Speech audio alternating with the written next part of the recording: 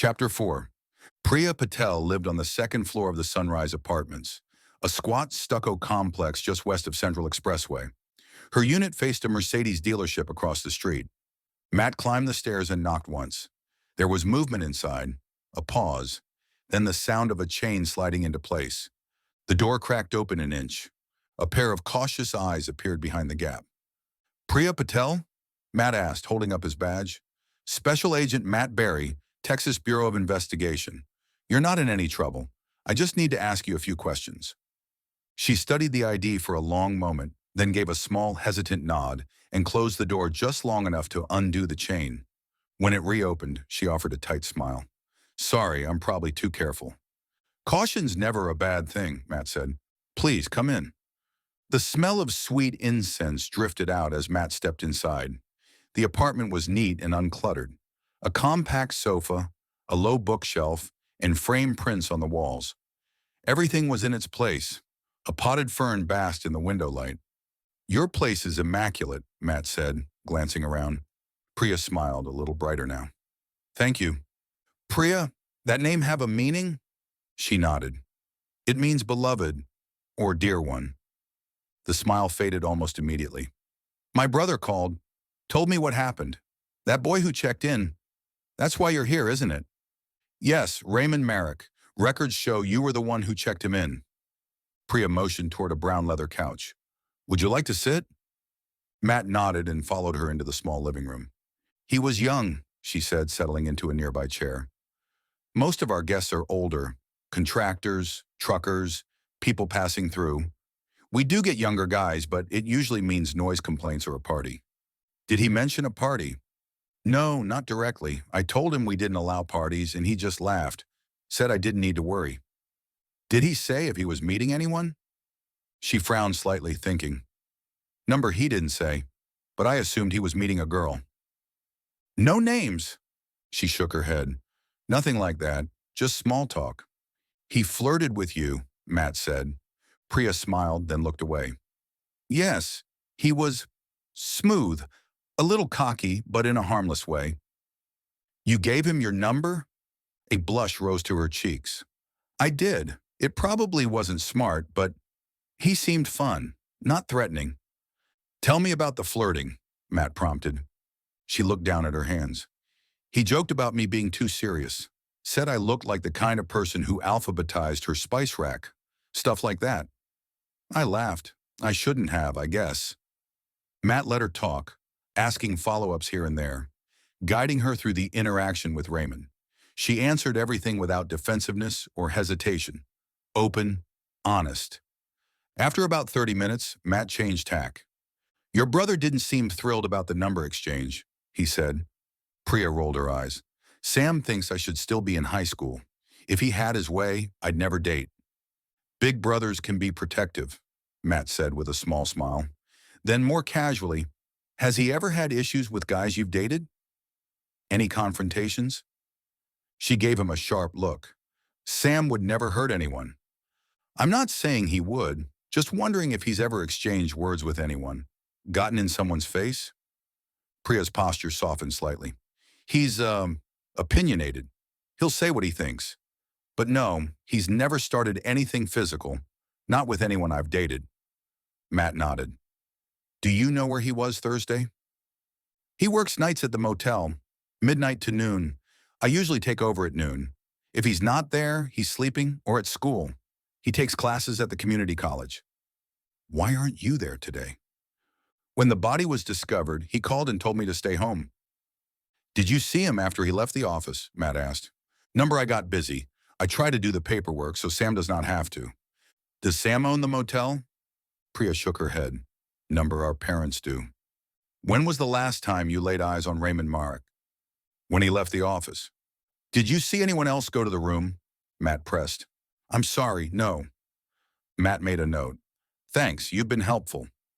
She stood with him at the door. "If you remember anything else, no matter how small, give me a call." Priya nodded. "I will." Matt pulled back into the lot of the Restway Inn. The flashing lights were gone now, but the yellow crime scene tape still fluttered in the breeze, tied to a pair of nearby posts. Joe was near the front office, finishing up with the last of the motel guests. He waved Matt over and handed him the check-in form, which was sealed in a clear plastic evidence bag. No luck with the guests. Most skipped out before we got here or claimed they didn't hear a thing. What about you? Priya Patel, she's the clerk, checked Marek in, they flirted, and she gave him her number. She says that's all that happened. Do you believe her?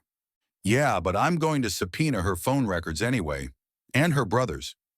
Maybe Marek's girlfriend found out he's flirting with other girls and went psycho, Joe suggested.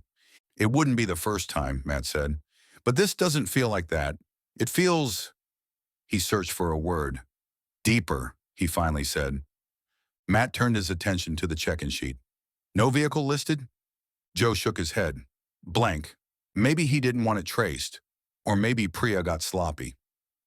Matt glanced around the parking lot. A few vehicles remained, but only one stood out.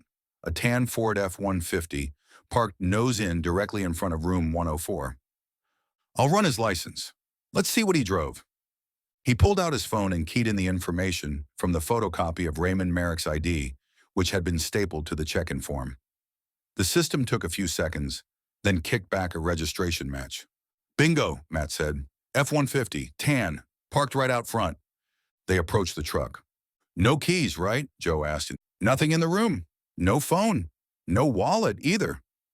Matt headed to his vehicle, popped the trunk, and pulled out a Slim Jim. With a few practiced movements, he slipped it into the seal and popped the lock. The door creaked open. Matt climbed in and paused. The interior was surgically clean. No clutter, no loose change, no receipts, fast food wrappers, or gym clothes. Nothing you'd expect from an 18-year-old. Even the console cup holders were dry and dust-free. It looked freshly detailed. He checked the glove box, then under the seats. No registration, no personal effects. It was like the truck had been prepped for sale. Joe peered in from the passenger side. Looks like he just drove it off a dealership lot. Or someone cleaned it, Matt muttered, thoroughly. Joe opened the back door. No signs of a struggle? None, no blood, no hair. Nothing loose. Even the floor mats looked pressure-washed. Matt stepped back. We need to find out if anyone had this thing detailed in the last day or two. Joe closed the passenger door gently. He checks in at 2:04 p.m. Truck's parked in front of his room. No sign of him since. Where did he go?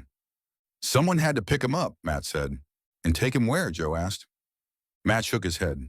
No idea. If he left in his truck and was murdered off-site, someone had to bring it back. As they walked back toward the breezeway, Joe said, if he was planning to bring someone back to the room, maybe he cleaned the truck to impress them. Girlfriend? Maybe. Or someone new. Someone he didn't want the girlfriend to know about. Matt gave a grim smile. Jealousy is a good motive.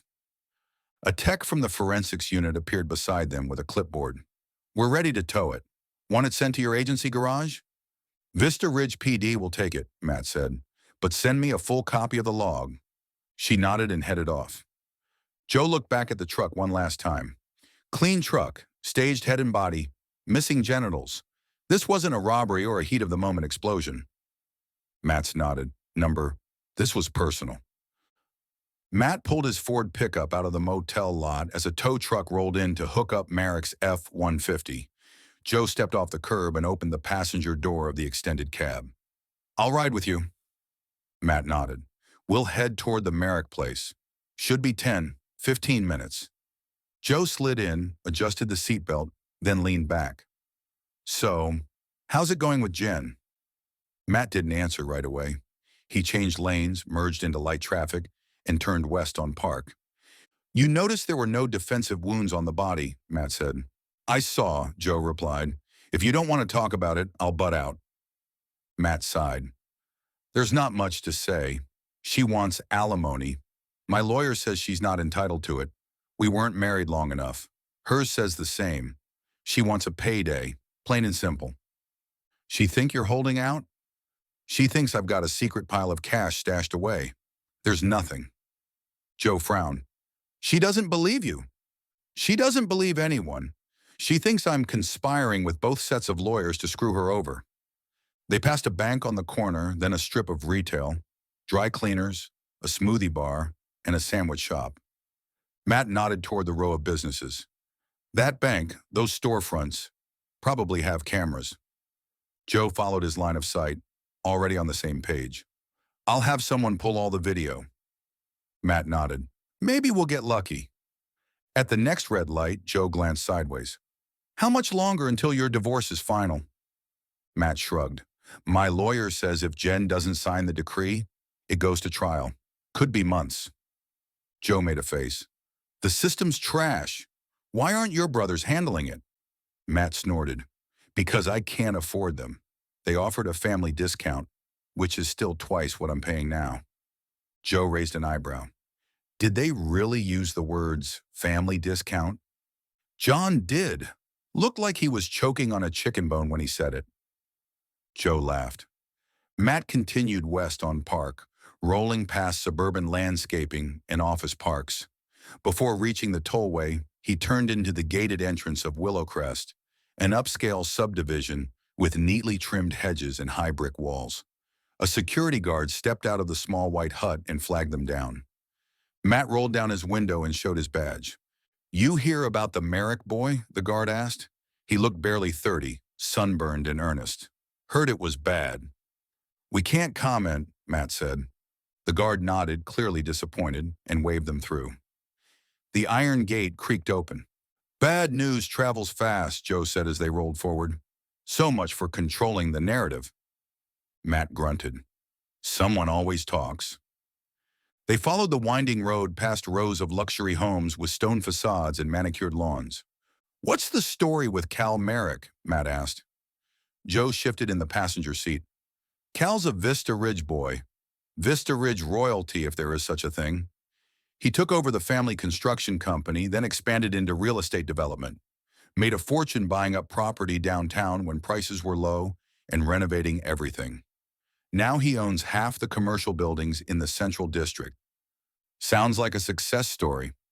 Technically, yeah, Joe said. But people have been whispering about Cal Merrick for years. He gives off that sleazy vibe. Nothing's ever stuck, but there's been enough smoke that most folks around here figure there's fire somewhere. They turned onto a long gravel drive lined. A brick house sat at the end, sprawling and modern. Matt slowed the truck. This is it.